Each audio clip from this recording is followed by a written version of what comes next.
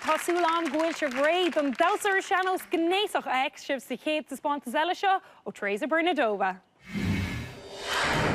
An rud a háíonn an fa Tereza, na go sí le hé sean stíl dása is thar sí a parsan tá téaniste han. Every time I'm trying to bring something new, something different. Therefore, my second routine tonight has an element of swing.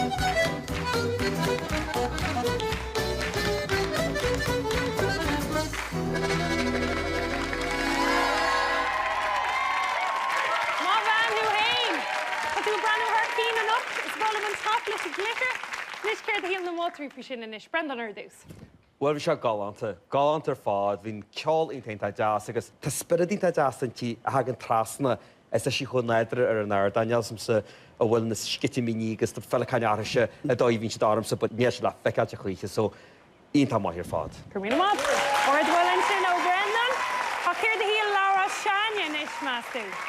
Ní mean go gáidí sin ará, ní raisí nervhí seoch, agus an richim, agus an taimal, agus an ceolhí picaíice. Meas go máin go chula hórt, agus sinna tá muid a chuirtú, so fair play a Teresa. Éid á tá pá. Cumína má, dothir minister bhla le dahel? Ein tíim go thomlan leis an lads, bhí cumas gálananta an ó híomh an ceol, céimena an swing a chuirtúis deachan, be an cinna anna deachar agan in ocht. Cumína má bhí. Tereza, ordhil a rí seón na Maltrí. Agus dúir siad nach rá siad an an na nerves a eáil an nacht. Am rá tú nervhí seach? Yeah. I was hoping it's going to work out well, and I was very happy with it, even though I was very nervous and I was very afraid because it's a very fresh piece. So, yeah, I think I danced it quite well. Má bheanú hain. An dóileat bhfuil do róhann gentat leis na Jig Gig a bhuachan sinis? That's a difficult question to answer. Well, I think I did my best today. I'd say it's going to be very difficult for judges tonight to decide, and I wouldn't like to be in their position. Well, Tereza, bhí tú harcín an nachtar hí bulbas mór the Tereza Bernardova.